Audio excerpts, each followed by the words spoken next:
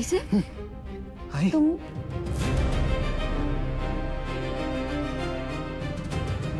काय झालं? तुम्ही आता या वेळेला इथे काय करताय? आणि आत कशा आलात? मीरा काय विचारतेस तू? नाही तेच ते दार उघडंच होतं म्हणून मला वाटलं तुम्ही जागे असाल म्हणून मी आले म्हणून आले. दार उघडं होतं तर आत याल. मीरा आई आहे ती माझी आणि घर तिचं आहे. तिला वाटेल तेव्हा वाटेल तिथे जाऊ शकते ती. आणि आईने सांगितलं ना एकदा, तू परत क्रॉस क्वेश्चन कशाला करतेस? आई तुला काही हवंय का? अहो मला तसं नव्हतं म्हणायचं. मी म्हणत होते की दार उघडं असलं तर कोणी येऊ शकतं ना. आता माया आहे घरात. माया आली आणि काही केलं तर? हो हो हो तेच ते. म्हणजे तुला जशी मायाची भीती वाटते तशीच मलाही वाटत होती अथर्व. हा आणि म्हणूनच मी आले होते चेक करायला. बरोबर. मग मला उठवायचं होतं ना. मीरा आता आपण ना उगाच आर्ग्युमेंट करतो. आई काय सांग मला, काही काय झालं? नाही नाही काही नको मला. मी ॲक्च्युली जाते झोपायला. तुम्ही पण झोपा. सॉरी.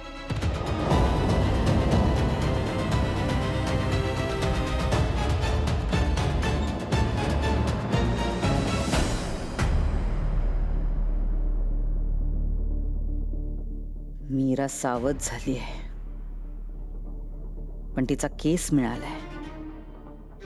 आता फक्त अंबिकाचा केस मिळवायचा आहे आणि तो मी मिळवेनच. दाराला कडी लावून घ्या.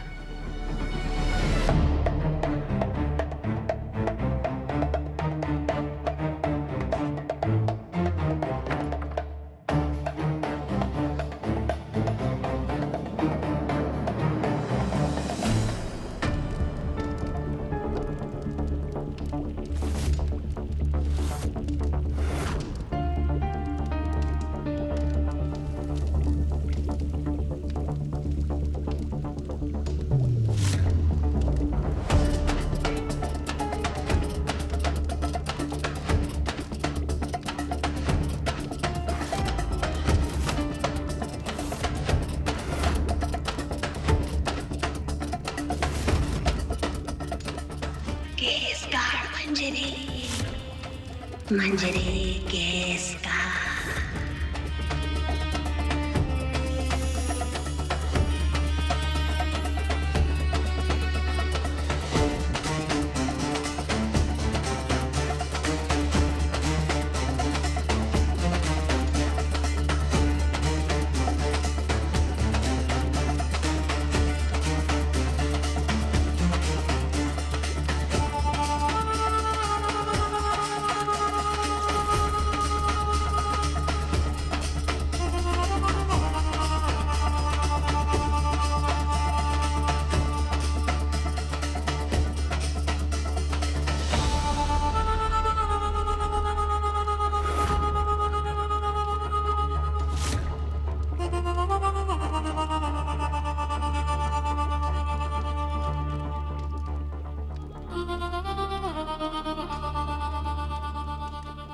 मार्जारी, अंबिकाचा आत्मा कवडीत कैद होईपर्यंत आपल्याला तिचा हा देह जतन करून ठेवायचा होता. पण आता आपल्याला अंबिकाचा नाही मीराचा आत्मा हवाय. त्यामुळे या देहाचा काहीच उपयोग नाहीये. याला नष्ट करूया. नाही मंजरी, जसा आज हा देह आपल्या उपयोगी पडतोय तसा भविष्यात सुद्धा उपयोगी पडणार आहे. त्याआधी आत्मा आणि मनुष्याची जोडी तोडायची.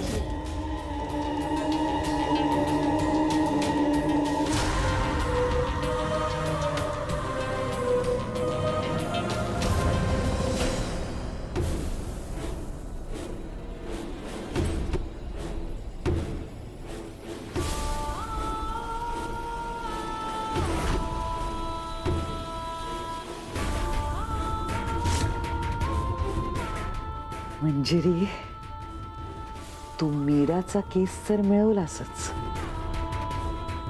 पण त्या आत्म्याचा अंबिकाचा केस सुद्धा मिळवला.